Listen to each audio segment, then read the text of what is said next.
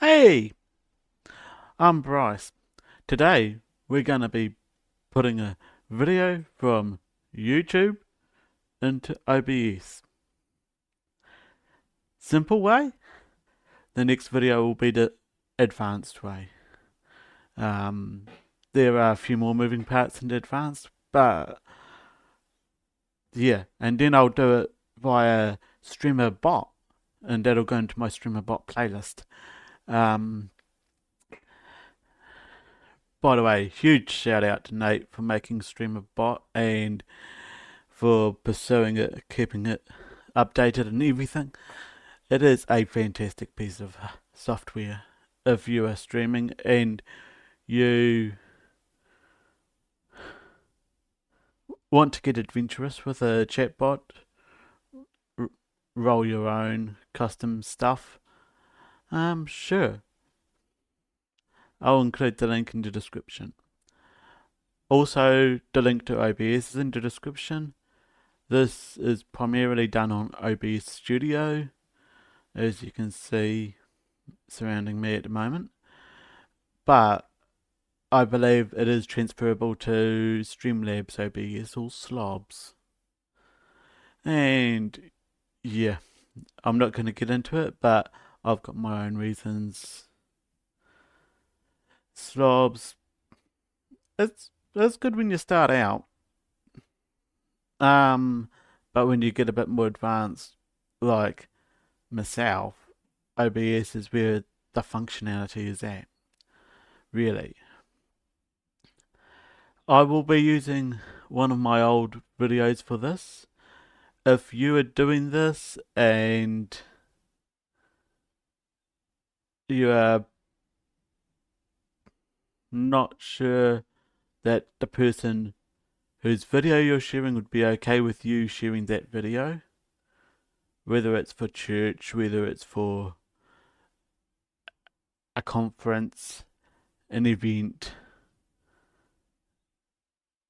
a, a recorded video or live stream, um, make sure to just ask and get permission.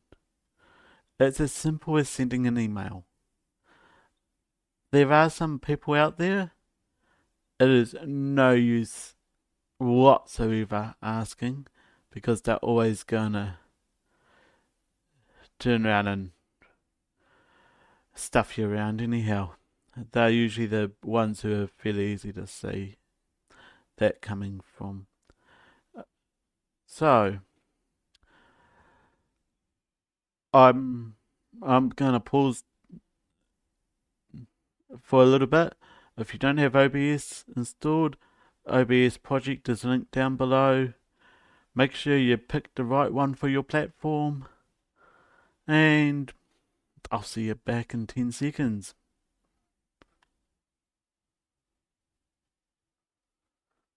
Alright, since you've all downloaded and installed OBS now,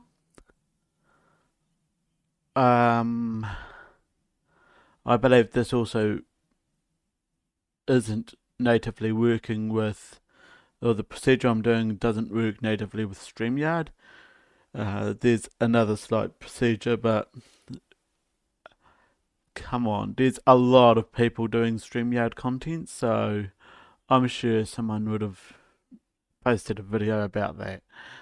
Um, yeah, and StreamYard, well, it's StreamYard. Absolutely love what they're trying to do.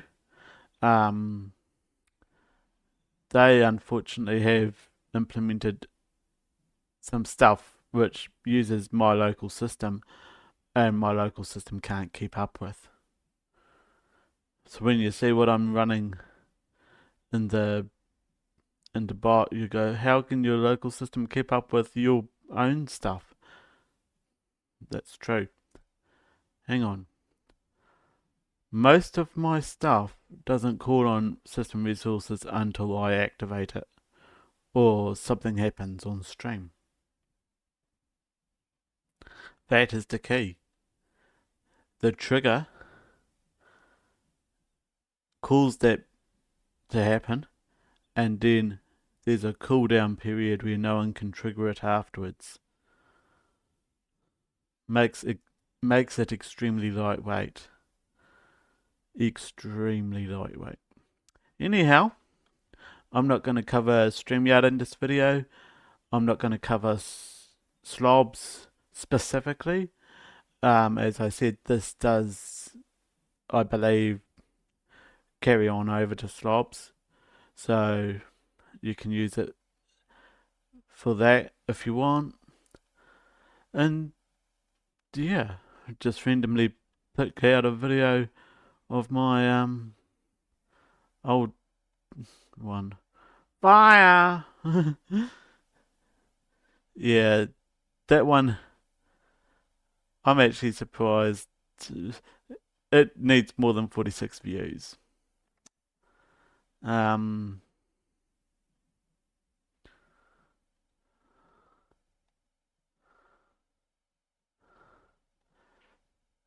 I tell you what, we'll pick out this train one because this is kind of cool.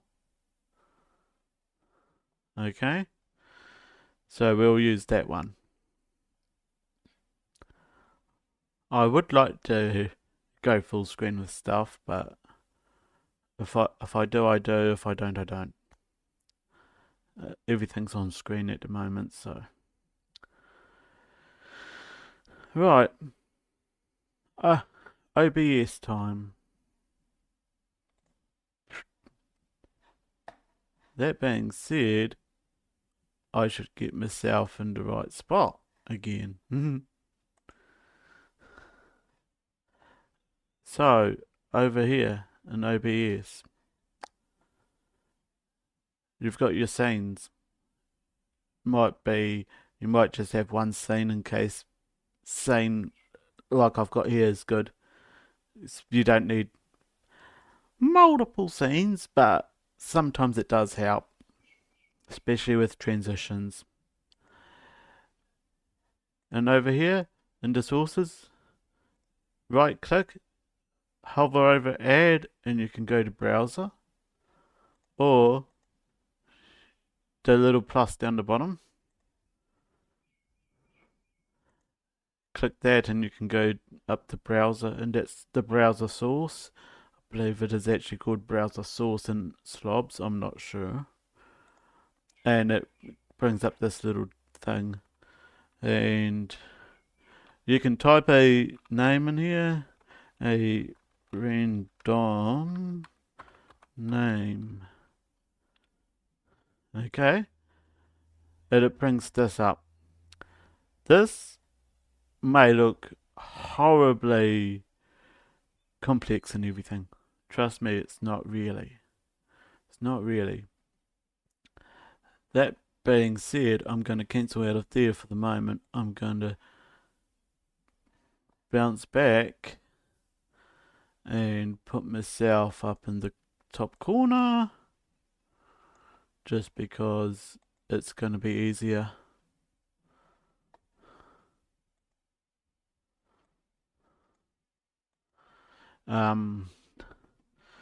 Now I'm out of the way. We need to get the YouTube link, and we said this video, right? Well, we've got that one, we've got share, and that brings up the share dialogue. That's the link that's going to be the only link you need. And you can just copy it there. You can open the video up, in which case you might give the person a view. You can click share from there, and that brings up the short link again. Or up here you can copy this. It doesn't matter what link you go for. That's just all the ways, and I'm just copying that with Control C. Alright, now we've got the precious link. Let's get back to OBS. This browser source we created with a random name. Double click that. Brings up the properties again.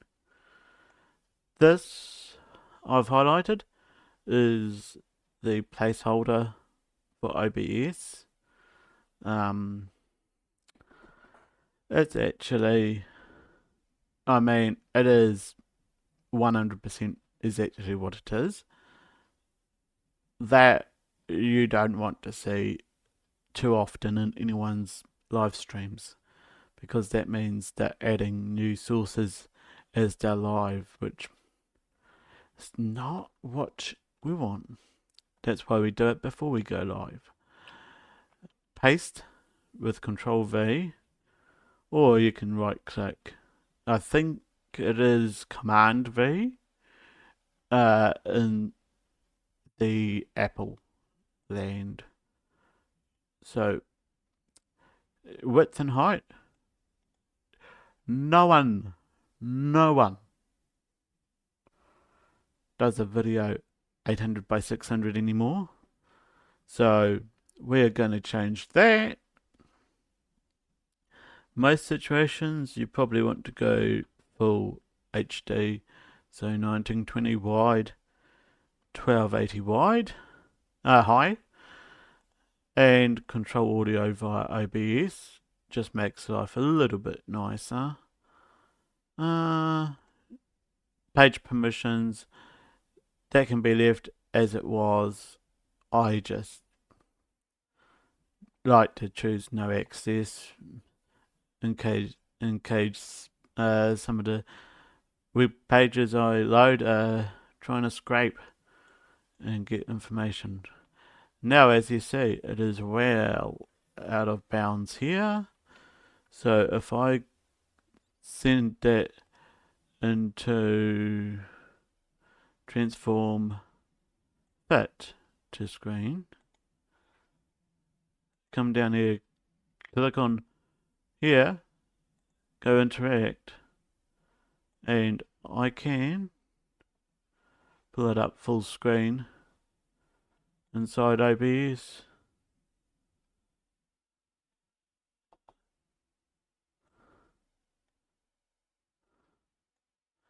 I do have sound, as you can see my sound meter is going off. I haven't piped the sound through from this particular OBS because this is only a thing.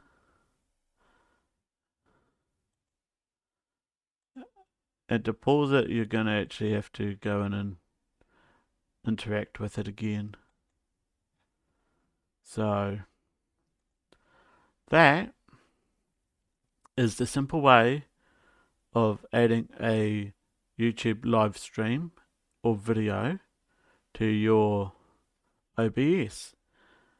I can't speak for software like Twitch Studio, Stream Elements, OBS, or others, but I do know that in OBS and Streamlabs OBS, this method works and it should work okay. And that's one way of doing it without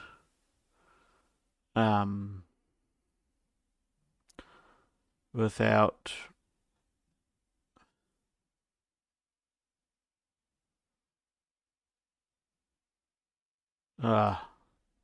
without a lot of fuss. You just got to remember that if you want to start it or stop it or do anything else YouTubey, you just have to click this interact button here. I can take it off full screen. It won't recognize keyboard shortcuts, but it will definitely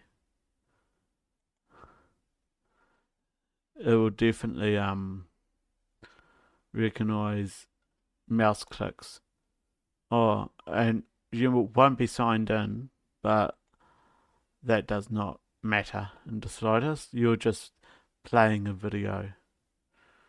So, yeah. That being said,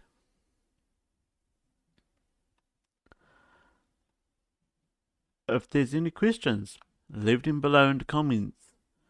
I love comments. read all of them. If there's anything else you want me to cover, OBS, on OBS or anything, let me know. I'm happy to do another tutorial like this. And yeah.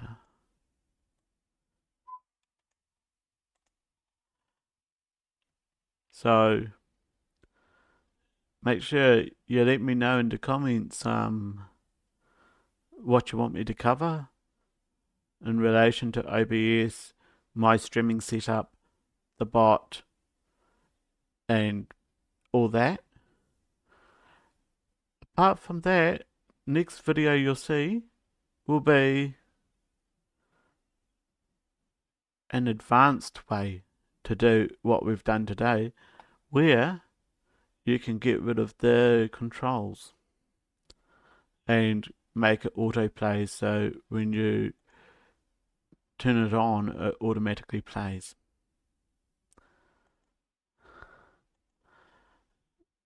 As I said, if you're using StreamYard, it is unlikely anything I am saying here is going to work, because they use their own proprietary controls and stuff over there. So